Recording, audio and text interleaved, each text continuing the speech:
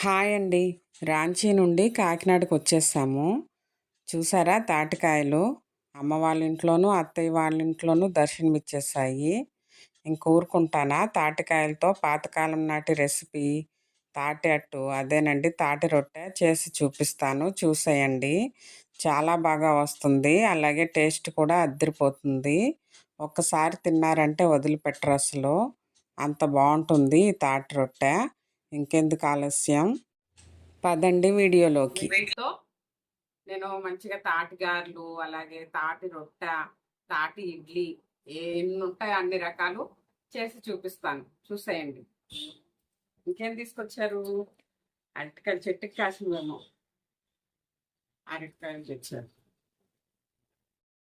తాటికాయలు ఇలా చూపిస్తున్నాను కదా, ఇది అమ్మ వాళ్ళ ఇంట్లో వీడియో అనమాట.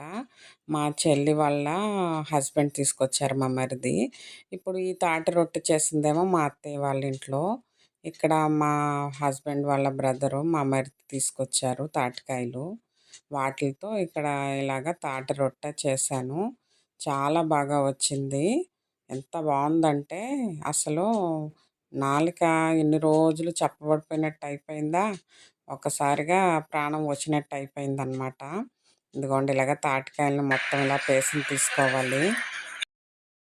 తాటికాయలు ఎన్ని తాటికాయలు అంటే 2 తాటికాయల 2 తాటికాయలకి ఇంత వచ్చిందనమాట పేసము.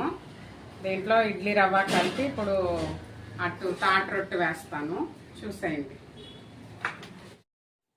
తాటికాయ పల్ప్ అనమాట. అచ్చ తెలుగులో పేసం అంటాం కదా, ఇంకా అలా అనేసాను. ఇదిగోండి ఇడ్లీ రవ్వతో చేస్తున్నాను.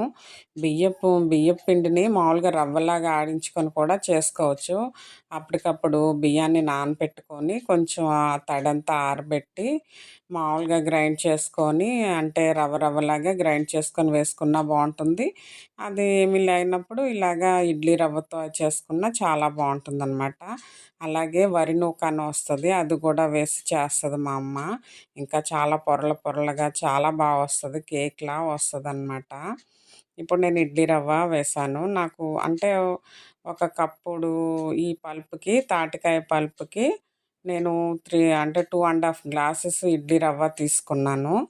ఇంకా బెల్లంని ఇంకా మన టేస్ట్ని బట్టి చూసుకోవాలి. ఇక్కడ బెల్లం పాకంలా చేసి పెట్టుకున్నారు మా అత్తయ్య గారు. ఇంకా సరిపడా స్వీట్ని చూసుకుంటూ కలుపుకున్నాను అనమాట.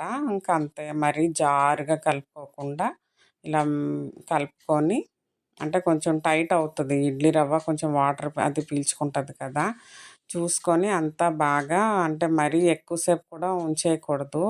ఆ పల్ప్ అనేది పులుపు ఎక్కిపోతుంది. ఇంకా అన్నీ చూసుకొని ఇంకా నెయ్యి వేద్దామన్నారు మా అత్తయ్య గారు. ఇంకా మామూలుగా ఆయిల్తో అన్నా వేసుకోవచ్చు. ఇలాగ సరిపడా 2-3 స్పూన్స్ నెయ్యి వేసాను. అది కొంచెం కాగిన తర్వాత ఈ కలుపుకున్న ఇడ్లీ రవ్వతో ఉన్న ఈ తాటికాయ పల్ప్ అంతా వేసి బాగా ఇలా స్ప్రెడ్ చేసుకోవాలన్నమాట. బాగా స్ప్రెడ్ చేసుకొని ఈవెన్గా మొత్తం స్పూన్తో ఇట్లా లెవెల్ అంతా ఈవెన్గా చేసుకున్నాను. ఇంకా మూత పెట్టుకొని సిమ్లో కుక్ చేసుకోవాలి. ఒక హాఫ్ అన్ అవర్ పైన కుక్ అవుతుంది, అంటే 40 మినిట్స్ అనుకోండి కుక్ అవుతుంది. చూసుకొని కుక్ చేసుకోవాలి. నేను కలుపుకున్న మొత్తాన్ని వేసేసుకున్నాను కాబట్టి ఆ లేయర్ అనేది కొంచెం మందంగా ఉంటుంది కదా, కుక్ అవ్వడానికి టైం పడుతుంది కాబట్టి అంత టైం పట్టింది. మామూలుగా పల్చగా మనకి కొంచెం తక్కువ మందంగా వేసుకున్నా కూడా పర్వాలేదు. ఇలా అయితే ఏంటంటే తర్వాత అంతా అయిపోయిన తర్వాత, కుక్ అయిన తర్వాత కట్ చేసుకుంటే కేక్లా వస్తుందన్నమాట.